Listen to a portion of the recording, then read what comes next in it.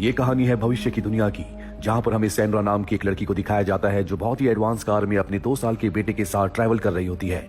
Sandra को ये car उसके पति ने गिफ्ट की है और अब सैंड्रा अपने बेटे को लेकर अपनी मदर इन लॉ यानी कि अपने पति की मॉम के घर जा रही है। सैंड्रा अब इस नई कार के, जिसका नाम मोनोलिथ है, उसके फीचर्स चेक करना शुरू करती है। उसे पता चलता है कि इसका एआई यानी कि आर्टिफिशियल इंटेलिजेंस बहुत ज्यादा एडवांस है।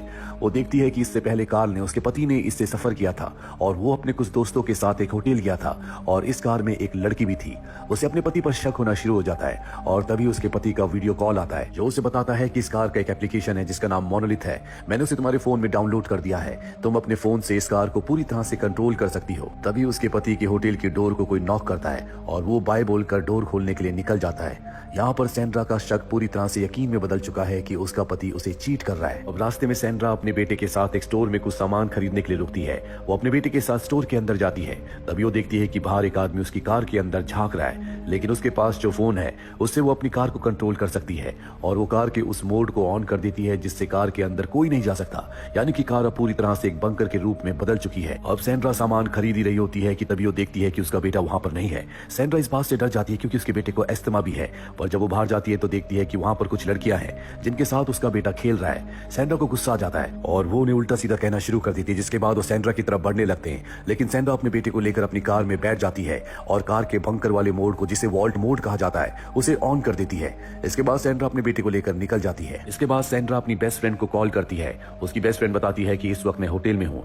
सैंड्रा को शक हो जाता है कि हो ना हो उसकी बेस्ट फ्रेंड उसके पति के साथ है, यानी कि इन दोनों का अफेयर हो रहा है। सैंड्रा को यह भी पता चल जाता है कि उसकी बेस्ट फ्रेंड के साथ उसके कमरे में कोई है।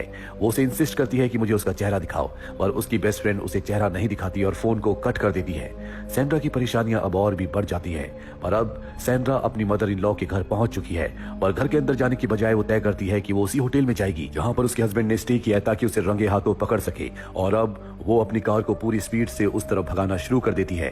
कार का एआई सिस्टम उसे बताता है कि आगे एक्सीडेंट है, हमें दूसरे रूट से जाना चाहिए, लेकिन वो किसी भी तरह से जल्द होटल तक पहुंचना चाहती है। इसीलिए वो कार के एआई सिस्टम से कहती है कि मुझे सबसे शॉर्टकट रास्ता बताओ। और अब उसकी कार एक शॉर्टकट रास्ते की तरफ बढ़ चलती है जो कि बीहड़ का रास्ता होता है। चारों तरफ बहुत ज्यादा अंधेरा होता है, इसीलिए उसे कुछ नहीं दिख रहा होता। और अब सैंड्रा, जो कि बहुत ज्यादा टेंशन में है, वो सिगरेट जला लेती है। सिगरेट के धुएं से कार के एआई सिस्टम को लगता है कि कार में आग लग गई है, इसीलिए कार के वो इमरजेंसी मोड को ऑन कर देती है।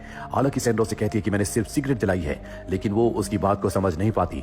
और अब सैंड्रा अपने हाथ में पूरा कंट्रोल ले लेती है, यानी कि अब कार मैनुअल मोड पर है। तभी सैंड्रा का बेटा खांसना शुरू कर देता है क्योंकि उसे अस्थमा है और वो धुएं को बर्दाश्त नहीं कर सकता। सैंड्रा अपनी सिगरेट फेंक देती है। उसका बेटा रो रहा होता है, इसीलिए अपने फोन को वो अपने बेटे को दे देती है। तभी सैंड्रा की कार की टक्कर किसी जानवर से होती है। सैंड्रा की गाड़ी रुक जाती है। ये कार इतनी मजबूत होती है कि ऊपर पहाड़ से गिरने के बाद भी इस कार का कुछ नहीं बिगड़ सकता। हालांकि सैंड्रा को बाहर नहीं उतरना चाहिए था, लेकिन कार अब मैनुअल मोड पर है, इसीलिए वो नीचे उतरकर देखना चाहती है कि नीचे क्या है। वो गाड़ी से बाहर उतरती है और देखती है कि उसकी गाड़ी के नीचे एक हिरन है। वहीं गाड़ी के अंदर जो उसका 2 साल का बेटा है, जिसके पास उसका मोबाइल है, वो उस मोबाइल में मोनोलिथ ऐप को खोल देता है और गलती से वॉल्ट मोड को ऑन कर देता है। वॉल्ट मोड को ऑन करने का मतलब है कि गाड़ी पूरी तरह से बंद हो जाएगी, जिसका मतलब ये है कि ना बाहर से कोई अंदर आ सकता है, ना ही अंदर से कोई बाहर जा सकता है। ये पूरी गाड़ी एक बंकर के रूप में बदल चुकी है। बाहर उसकी मॉम सैंड्रा है। सैंड्रा को अब कुछ समझ नहीं आता कि वो दरवाजे को कैसे खोले। सैंड्रा देखती है कि उसके बेटे ने अब भी उसी एप्लीकेशन को खोला हुआ है। वो उसे इशारे से समझाने की कोशिश करती है कि वो वॉल्ट मोड को ऑन कर दे, पर उसका बेटा मात्र 2 साल का है, वो इन बातों को नहीं समझ सकता। और तभी उसके बेटे के हाथ से मोबाइल छूट जाता है और अब वो मोबाइल नहीं उठा सकता क्योंकि उसने सीट बेल्ट लगाई है। 2 साल के बच्चे को पता नहीं होता कि सीट बेल्ट को कैसे खोला जाता है। सैंड्रा बाहर बहुत परेशान हो जाती है। पत्थर से वो शीशे को तोड़ने की कोशिश करती है, लेकिन ये कार दुनिया की सबसे मजबूत और सबसे सेफेस्ट कार है, इसीलिए इसके शीशे को तोड़ा नहीं जा सकता। सैंड्रा पूरी तरह से परेशान हो जाती है। उसने पीछे एक पावर हाउस देखा था। सैंड्रा मदद के लिए वहां पर जाती है, लेकिन वहां कोई नहीं होता। हालांकि वहां पर एक फोन होता है, लेकिन वो भी डेड है। अब सैंड्रा एक बार फिर से कार की तरफ बढ़ने लगती है, लेकिन तभी उसे एहसास होता है कि उसके आसपास कोई जानवर है। वो भागते हुए कार की छत पर चढ़ जाती है, लेकिन उसके आसपास जो भी जानवर है वो इतनी आसानी से जाने वाला नहीं है, इसीलिए वो हैमर से कार पर हमला करती है, जिससे कार का अलार्म बजना शुरू हो जाता है और वो जानवर वहां से भाग जाता है। किसी तरह से रात कट जाती है और सुबह सैंड्रा देखती है कि जिस जगह पर वो खड़ी है चारों तरफ भीड़ है, यानी कि आसपास इन्हें कोई मदद नहीं मिल सकती। तभी उसे याद आता है कि रास्ते में उसने एक एयरपोर्ट का बोर्ड देखा था जहां उसे मदद मिल सकती है। ये सोचकर उसे बहुत खुशी होती है, पर अब बाहर का टेम्परेचर बहुत ज्यादा है और उसका 2 साल का बेटा जो गाड़ी के अंदर है उसने वुलन कपड़े पहने हैं, जिस वजह से उसे बहुत ज्यादा गर्मी लग रही होती है। सैंड्रा को कुछ समझ नहीं आता कि वो क्या करे, इसीलिए अपनी जैकेट निकाल कर ऊपर सनरूफ पर रख देती है क्योंकि वहीं से धूप से उसे गर्मी लग रही होती है। और अब सैंड्रा एयरपोर्ट की तरफ बढ़ चलती है। कई घंटों तक चलने के बाद भी उसे कोई एयरपोर्ट का निशान नहीं दिखता। वो बहुत ज्यादा थक चुकी है, वो प्यासी भी है, लेकिन सैंड्रा की किस्मत अच्छी होती है कि उसे एक नदी मिल जाती है जहां से वो पानी पीती है। इसके बाद एक बार फिर से वो आगे बढ़ती है और जल्दी वो एयरपोर्ट तक पहुंच जाती है।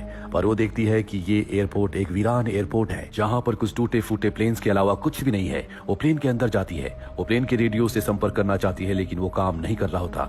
यहाँ पर उसे एक बोतल मिलती है, वो बोतल लेकर नीचे उतर जाती है। साथ ही वो प्लेन के 2 टायर्स भी जला देती है ताकि धुएं से कोई इनकी मदद के लिए इस जगह तक पहुंच सके। और अब सैंड्रा बोतल लेकर नदी तक पहुंच जाती है जहां से पानी भरती है। और जब वो गाड़ी के पास पहुंचती है तो देखती है कि उसकी जैकेट नीचे पड़ी है, जो देखकर वो डर जाती है। भागकर वो अपनी गाड़ी के पास जाती है और देखती है कि उसका बेटा गर्मी की वजह से बेहोश है, इसीलिए जो पानी अपने साथ लाई होती है वो गाड़ी के ऊपर डाल देती है ताकि टेम्परेचर कुछ कम हो सके।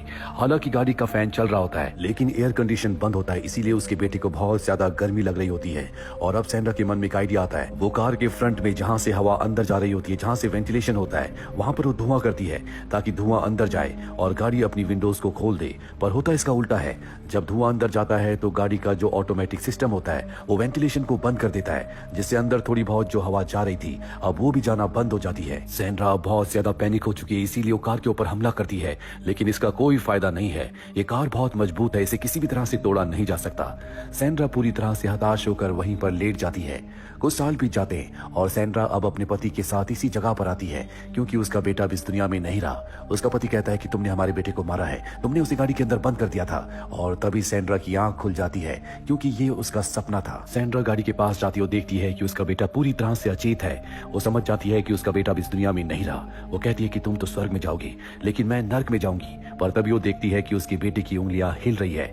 दरअसल अभी उसका बेटा जिंदा होता है लेकिन उसकी हालत बहुत ज्यादा खराब है। तभी यहाँ पर एक कायोटी आ जाता है जो उसके ऊपर हमला करता है। उसे बचने के लिए गाड़ी की छत पर चली जाती है, पर छत बहुत ज्यादा गर्म होती है, इसीलिए वो गाड़ी के नीचे आ जाती है जहां पर कायोटी उसके ऊपर हमला करता है। पर जल्दी उसे एहसास होता है कि उसकी गाड़ी के नीचे जो हिरन फंसा हुआ है, कायोटी उसके लिए आया है, इसीलिए वो उसे निकाल देती है। हिरन के निकलने के बाद गाड़ी पीछे की ओर खिसकना शुरू हो जाती है, लेकिन सैंड्रा गाड़ी को एक पत्थर से रोक लेती है क्योंकि पीछे खाई है। और अब सैंड्रा के दिमाग में एक आइडिया आता है, क्यों ना वो इस गाड़ी को ऊपर से नीचे फेंक दे ताकि गाड़ी के एआई सिस्टम को यकीन हो जाए कि एक्सीडेंट हुआ, इसीलिए वो गाड़ी के दरवाजों को खोल देगी। उसने कंपनी से इस बारे में सुना था।